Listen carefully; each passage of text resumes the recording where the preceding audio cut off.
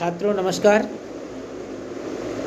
आज हम एक नया वीडियो लेकर के आपके समक्ष प्रस्तुत हुए हैं और वो अजंता नामक पाठ से भगवत शरण उपाध्याय द्वारा, उसके जो लेखक हैं भगवत शरण उपाध्याय जी हैं, उन्होंने अजंता की गुफाओं में मनुष्य के द्वारा जो कृत्य किए गए, जो पहाड़ को काटा गया और दुर्गम रास्ते में एक सफल चित्रकारी का प्रदर्शन किया गया, उसका वर्णन उन्होंने कैसे किया है, तो आइए देखते हैं। जिंदगी को मौत के पंजों से मुक्त कर उसे अमर बनाने के लिए आदमी ने पहाड़ काटा।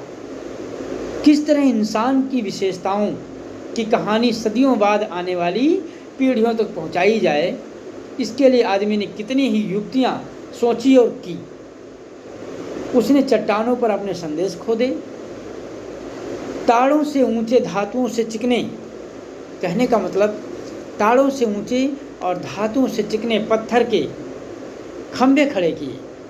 तांबे और पीतल के पत्थरों पर अक्षरों की मोती बिखेरे और उसके जीवन मरण की कहानी सदैव के उतार पर सरकती चली आ रही है, जो आज हमारी अमानत विरासत बन गई है। तो आइए देखते हैं इसका संदर्भ।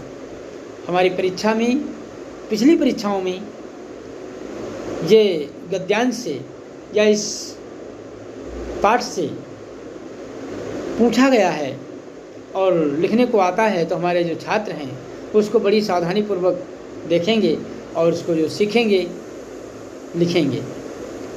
इसका जो संदर्भ है, प्रस्तुत गद्यखंड हमारी पाठ्यपुस्तक हिंदी गद्य के अजंता नामक पाठ से लिया गया है। इसके लेखक भगवत शरण उपाध्याय जी हैं। बस आपको इतना लिखना है। प्रस्तुत गद्यखंड हमारी पाठ्यपुस्तक हिंदी गद्य के अजंता नामक पाठ से लिया गया है। इसके लेखक भगवत शरण उपाध्याय जी हैं। अब इसमें ये देखना है कि मनुष्य के बारे में क्या इसमें डिटेल्स दिया गया है, क्या इसकी व्याख्या की गई है। अब आपको हेडिंग डालना है व्याख्या। व्याख्या के अंतर्गत जिंदगी को मौत के पंजों से मुक्त कर उसे अमर बनाने के लिए आदमी ने पहाड़ काटा। तो देखिए, जिंदगी को मौत के पंजों से मुक्त अर्थात आपने जीवन को सदा सदा के लिए बनाने के लिए, अमर बनाने के लिए व्यक्ति ने क्या किया? पहाड़ों को काटा, उसमें सुरंग बनाई, उसमें दुर्गम्य रास्ते को सुगम्य बनाया। किस तरह इंसान की विशेषताओं की कहानी सदियों बाद आने वाली पीढ़ियों तक पहुंचाई जाए, यानी जो हमारी आगे आने वाले भविष्य के कर्णधार हैं, उन तक हम कैसे अपनी इस पीढ़ी की बात को कैसे उन तक पहुंचाएं, इस बात की चिंता थी मनुष्य में। और उसने क्या किया? इसके लिए आदमी ने कितनी ही युक्तियां सोची और की। यानी अपनी इस प्राचीन धरोहर की जो बात थी, जो अमूल्य बात थी, इसको आगे पहुंचाने के लिए मनुष्य ने कितने सारे प्रयास की और कितनी सारी युक्तियां सोची। युक्ति का मतलब कोई न कोई जतन सोचना, कोई न कोई प्रयत्न करना, प्रयास करना। उसने चट्टानों पर अपने संदेश खोदे। क्या किया? पहाड़ियों पर, चट्टानों पर आपने संदेश खुदवाए। और क्या किया?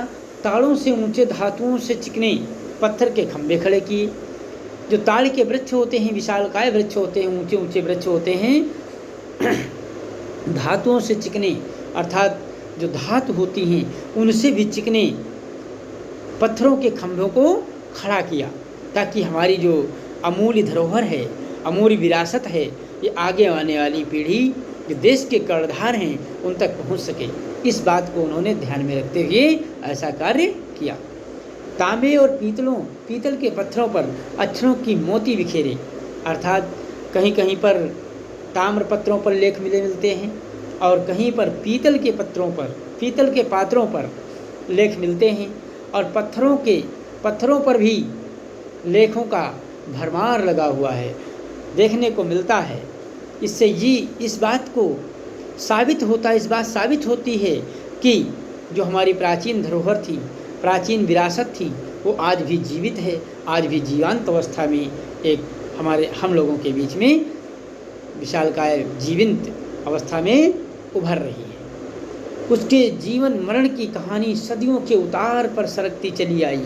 कहने का तात्पर्य यह है, लेखक बार बार इस बात पर बल देता है कि मनुष्य का जो प्राचीन काल का जो जीवन मरण रहा, अर्थात उसकी जो प्राचीन काल की कहानियाँ रहीं, उसको इस तरीके से सजोया है, इस तरीके से उसको उतारने का प्रयत्न किया है कि वो उसके जीवन में सरकती चली आई हैं। कहने मतलब एक प्रकार से अपने आप लुढ़कती हुई आगे की तरफ प्रयासरत या प्रयत्नरत रहती हुई आगे की तरफ प्रवाहित हो रही है, बढ़ रही है, चली आ रही।